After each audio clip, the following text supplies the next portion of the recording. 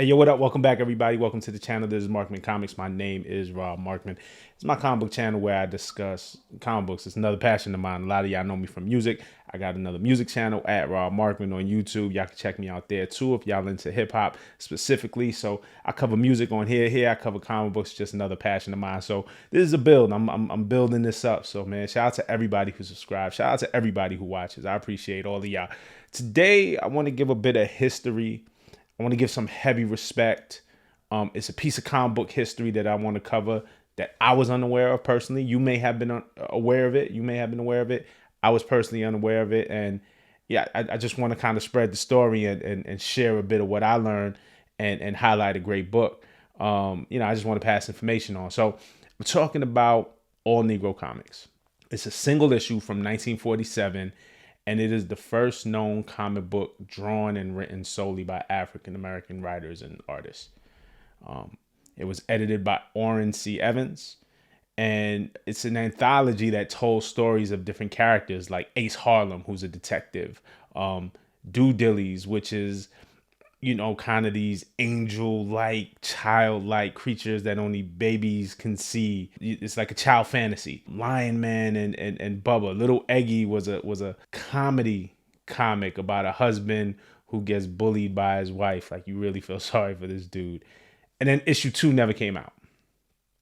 So, I didn't know about this. I just learned about this recently. I want to shout out comic book writer and editor, and he's a friend of mine. He's somebody who supported me throughout my career, really, really believed in me. Chris Robinson. Y'all might have heard me shout him out before, but shout out to Chris Robinson. He was the guy who gave me my first assignment at Marvel, my only assignment at Marvel, which was the 2-page Silver Surfer story that I wrote. You can look back in the archives in the old video, and I have a video about me writing that Silver Surfer story. But Chris is somebody who's believed in me, who has given me opportunity, and besides all that, just a great dude, a talented dude, a knowledgeable guy when it comes to this industry. Talented writer, talented editor, and has a real eye for talent. So I learned about this through him, and I had never heard of it, and it's such an important part of history. So I went to Go Collect, right, to just check the census, right? So there's 34 copies on Census. The highest grade reported is a 9.6. The 8.0 is valued at 21,000. The 2.0 is valued at 6,000.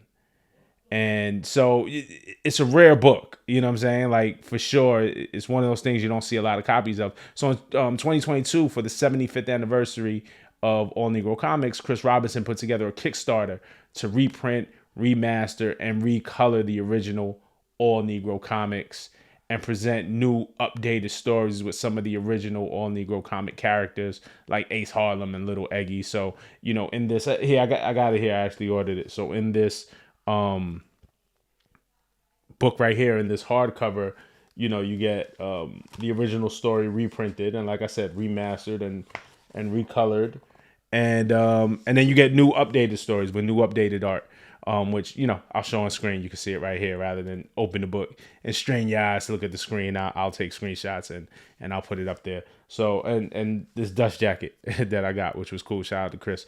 So I want to read Chris's forward from the book, right? Because I think this is important, and I'll screenshot this and I'll put it on screen too so you can see it. But, the forward, like, really gives the why and why this is important.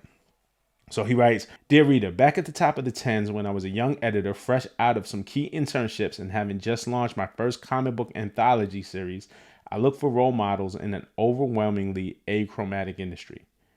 But the few editors that did look like me were paragons in the field. Priest and Another Life, Dwayne McDuffie, who also had his own incredible second act, and then by chance or providence, I came across Orrin Cromwell Evans. As you're reading his own words, Orrin C. Evans had clear objectives for All-Negro Comics. I took this to heart, and so for the 75th anniversary edition, we got our own tenets. Tell, teach, tribute. Tell. Putting it bluntly, this historic milestone of a comic book doesn't have the cultural cachet that it should.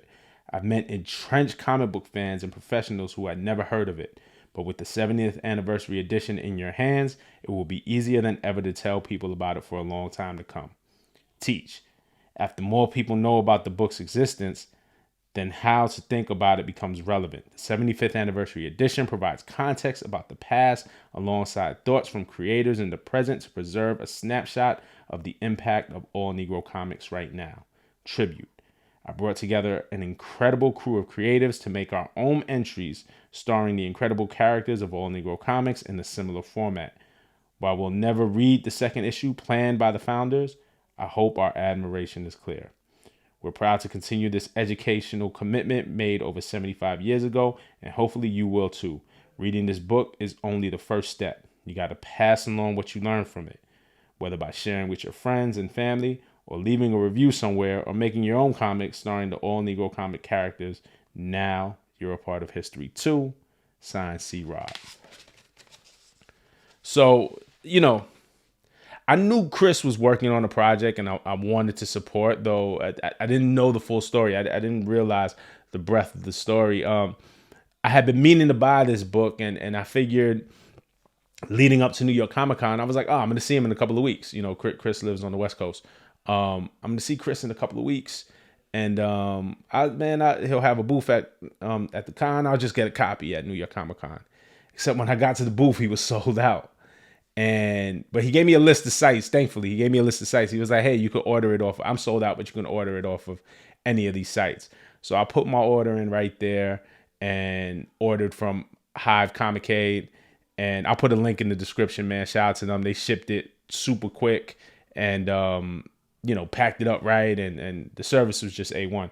And then when I got it and finally got to read it, I had been reading about it, but like holding it and seeing the art.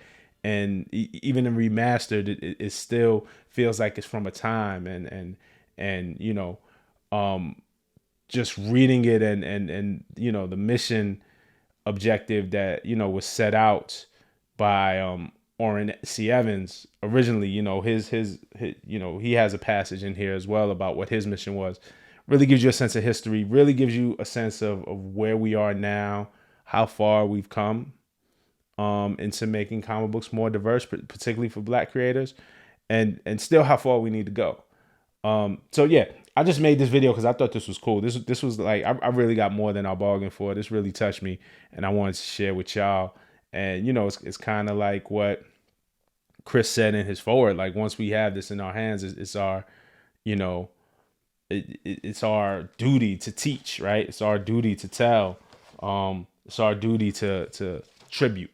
So, I just wanted to do that. I just wanted to pass along. If you're interested in something like this, All-Negro Comics 75, so it's the 75th anniversary. It's something cool to add to your collection, so definitely check it out. I'll put a link in the bio where you can buy it from if you're interested, but I highly recommend it, all right? Until the next time, peace.